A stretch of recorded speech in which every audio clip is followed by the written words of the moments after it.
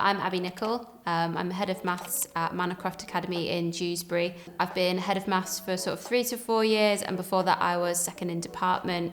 I did always think that I wanted to be a maths teacher. I realised that when I was doing my A-levels, and I spent some time working within my secondary school when I was at school supporting younger students. Then I went off to uni and I sort of forgot about it a bit, and then I realised when I got into final year and I was doing economics that actually I didn't want to be a banker, I didn't want to go into the city, and that I still had this underlying passion for teaching maths. The motto for our academy is changing lives, and I think the favourite thing about my role is changing lives and the outcomes that you can bring to students even when they've got everything working against them, just to make sure that in the 5 years that they're at secondary school they come out with the outcomes they deserve. The way in which this role has fit around my home life has sort of changed over the last 8 years within teaching.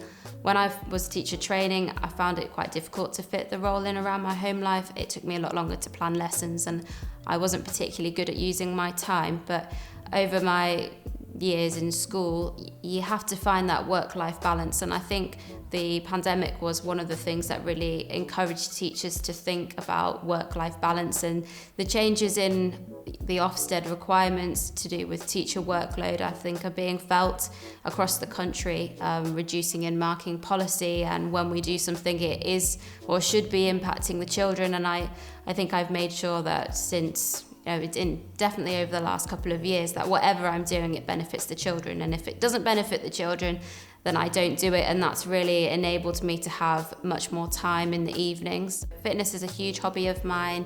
I'm a really keen runner. I've done a couple of marathons. I was training for a mountain marathon, but it got called off due to COVID-19, and since then, and since COVID hit, I've found more of a passion for home fitness. So I'm currently training to be a personal trainer and specialising in women's fitness, and I'm hoping that that will fit into my roles within education as well. Maybe I do it 1 day a week, or maybe I do it 2 days a week in the future.